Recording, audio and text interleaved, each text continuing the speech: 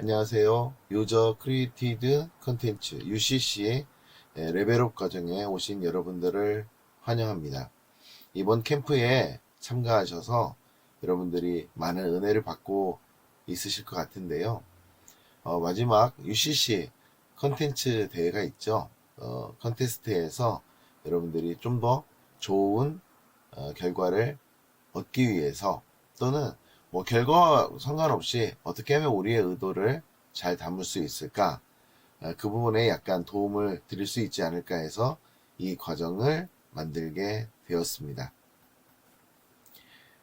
먼저 저의 소개를 해드리겠습니다. 저는 UCC 제작 과정의 이해를 돕기 위해 참여하고 있는 영화진흥위원회 코픽이라고 하죠. 영화진흥위원회에서 영화학교 강사를 맡고 있고요.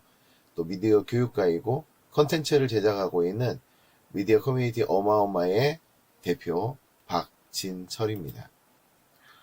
오늘 저희가 가장 깊이 있게 다뤄야 되는 내용은요, 사실은 이 기획입니다. UCC는 기획이 잘 되면 모든 결과물의 끝을 이미 만났다고 볼 수도 있습니다. 그런데 대충 이렇게 하다 보면 뭐 되지 않겠어? 그렇게 제작하는 분들도 상당히 많습니다. 그런데 만약에 생각하지 않고 만들게 된다면 아마도 그 결과물은 내가 무슨 얘기를 하고 있지? 모르고 마칠 가능성이 매우 높습니다. 한 예로 저희는 제로 플라스틱 UCC 공모전에 참여해서 2019년도에 대상을 받은 적이 있습니다. 사실 이 제작 과정에서 가장 중요했던 것은 기획이었습니다. 제가 기획을 했었고요. 이 기획 속에서 과연 우리는 왜 플라스틱을 쓰면 안 되지? 그리고 왜 우리는 이 플라스틱이 사용하는 것에 필요성을 버리지 못하지? 여기에 대해서 훨씬 더 많은 고민을 했었습니다. 그래서 이 이야기를 생각을 해냈죠. 나는 UCC로 무엇을 알리고 싶을까? 기획에서 가장 중요하게 고려해야 되는 것은 우리는 UCC를 활용하여 어떤 말을, 어떤 정보값을 전하려고 하는 것이지, 일반적으로 내용보다는 기술로 접근하는 경향들이 많습니다. 그런데 사실 기술은 그다지 중요하지 않습니다. 여러분들도 잘 아시다시피 고급 프로그램인 뭐 파이널 컷이라든지 프리미어라든지 베가스라든지 뭐 이런 것을 활용하지 않더라도 요즘에는 얼마든지 UCC 제작이 가능합니다. 키네마스터, 블로, 캡컷, 뭐 다양한 그런 프로그램들이 있죠. 그래서 사실 기술보다는 내가 말하고자 하는 바가 어떻게 하면 UCC 안에 선명하게 드러날 수 있는지, 이 내용이 훨씬 더 중요합니다. 저는 UCC 내용을 기획하면서 이것을 생각했습니다. 제로 플라스틱 이 운동을 할 때 사람들이 왜 동참하지 않을까? 컵을 반납하는 게 귀찮아서, 또는 내가 반납하는 이 컵에 묻어있는 것들을 사장님들이 받고 기분 나빠하지 않을까? 여기에서 이게 기분 나쁜 일이 아니구나, 모두가 기쁨으로 동참할 수 있는 일이구나, 그것을 알리고자 했습니다. 그래서 기획 속에서 모든 사장님들을 등장시켜서 그 사장님들이 괜찮다고 메시지를 전하도록 그렇게 기획을 했던 거죠. 여러분들이 기획하면서 혼자만의 생각으로 기획을 할 수도 있습니다. 그런데 저는 여러분들이 서로 함께 모여서 이야기를 나누기를 바랍니다. 나와 다른 생각들, 나와 다른 의견들을 이 영상 안에 잘 담아주셨으면 좋겠습니다. 또 항상 회의를 하다 보면, 모임을 하다 보면 말하는 사람만 말하게 됩니다. 그런데 자기 자신의 의견이 담겨져 있지 않은 컨텐츠는 내 컨텐츠가 아닙니다. 자신의 의견을 적극적으로 표현해서 그 컨텐츠에 담길 수 있도록, 그리고 상대방의 의견과 어떤 동질성이 있고 어떤 차이점이 있는지 이런 것들도 함께 나눠보면 좋겠습니다. 그 속에서 자기 발전이 이루어질 거라고 생각합니다. 생각은 많이, 오래, 깊게. 그러다 보면 꼭 이 결과가 좋지 않더라도 이 과정 속에서 여러분들은 많은 것을 배울 수 있지 않을까 생각됩니다.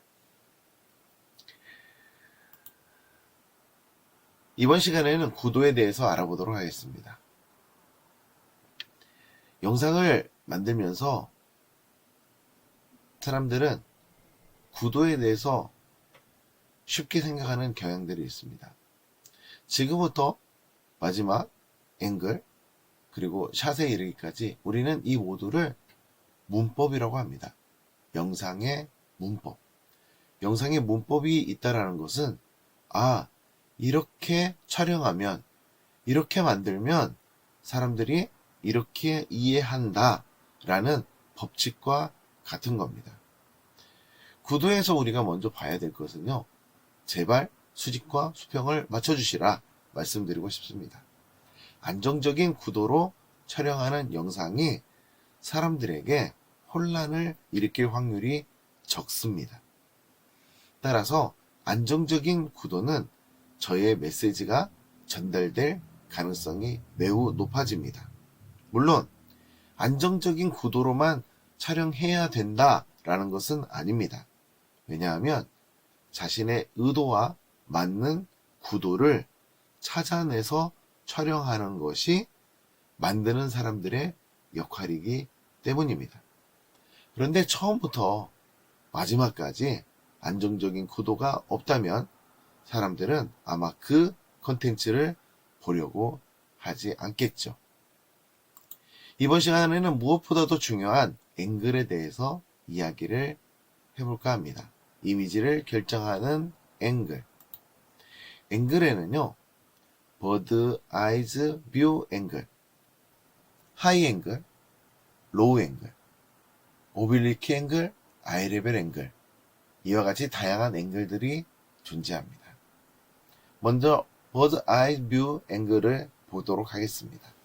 이 앵글은 머리 위에서, 우리는 보통 탑이라고 얘기하는데요, 탑에서 촬영하는 앵글입니다. 하이 앵글보다 훨씬 더 극단적으로 위에서 내려 찍기 때문에 이와 같은 사진을 볼 수가 있습니다. 추상적인 느낌이고요. 전지전능한 그런 어떤 신의 시점으로 대상자들을 관찰하는 촬영이라고 할 수 있습니다.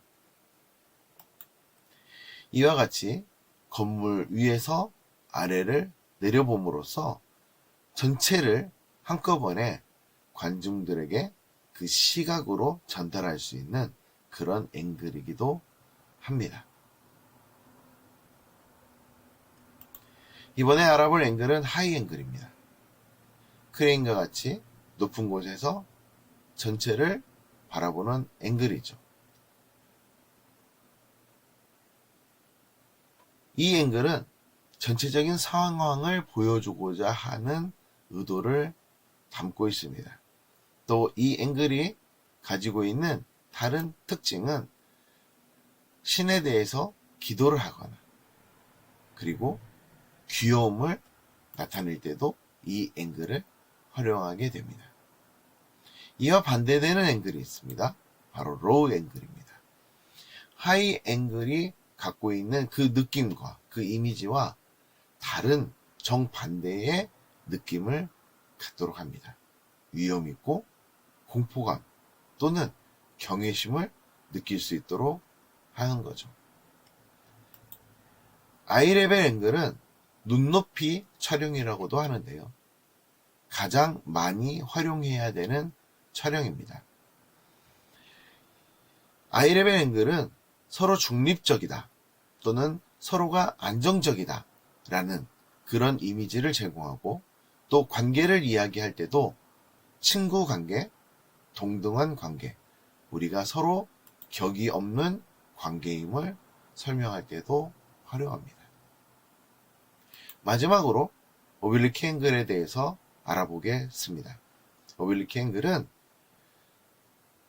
화면 앵글 안에 활동하고 있는 대상자들이 긴장을 느끼거나 어떤 불균형 상태에 이르는 것을 표현하기 위해서 촬영하는 앵글입니다. 비스듬히, 카메라를 비스듬히 뉘어서 또는 액션으로 보면 흔들면서 촬영한다면 훨씬 더 주인공들이 긴장감을 느끼고 이 부분에 임하고 있음을 상대방에게 전달할 수 있습니다. 예로 보여드리는 이 장면 같은 경우에도 학교 뒤편에서 벌어지고 있는 다양한 학생들의 긴장감을 표현하고 있는 거죠. 마지막으로 다양한 샷의 활용에 대해서 알아보겠습니다. 샷이 일정하면은요, 안정감은 높겠지만 전달 능력은 떨어집니다. 왜냐하면 우리는 말로만 모든 대사를 전달하고 있는 게 아니거든요. 연기자의 감정, 표현, 표정, 이런 것들. 말 이외에 다른 간접적인 표현들을 통해서 우리는 영상의 이미지를 만들어 나갑니다. 첫 번째 샷은 익스트림 롱샷입니다. 익스트림 롱샷은 피사체가 아주 작고 장소와 이 규모, 현재 우리가 촬영하고 있는 이 규모가 어느 정도인지를 보여주려고 할 때 익스트림 롱샷을 활용하게 됩니다. 롱샷입니다. 이번에는 좀 더 그 공간이 익스트림 롱샷보다는 좀 더 많이 줄었죠. 쿨샷과 익스트림 사이에 중간 크기의 샷으로 장소와 인물을 동시에 촬영해서 관객들에게 정보를 제공하고 있습니다. 풀샷은 인물 전체가 등장하도록 하는 샷이죠. 화면에 인물이 가득 채움으로써 그 인물에 대한 전체적인 정보를 제공합니다.